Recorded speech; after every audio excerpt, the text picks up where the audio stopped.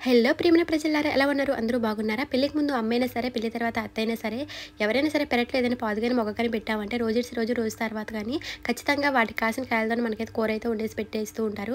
పెళ్ళికి ముందు అమ్మ అయితే చిక్కుడుకాయ పాదు రెగ్యులర్‌గా వేస్తూ ఉండేది. సో, ఆ పాదు కాసిన కాయలతోనే రోజు కర్రీ వండేసేదండి. నాకైతే చిక్కుడుకాయలంటే విరక్తి పుట్టేసింది. పెళ్లి తర్వాత మా అత్తగారైతే వంకాయ మొక్కలండి ప్రతి సంవత్సరం వేస్తూ ఉంటారు. సో, అత్తగారు నాకు వంకాయ అంటే విరక్తి పుట్టేసింది వండొద్దు బాబోయ్ అన్నాననుకోండి. అదేంటమ్మా అలా అంటారు? కూరగాయలన్నా రారాజు వంకాయి అలా అంటావేంటి?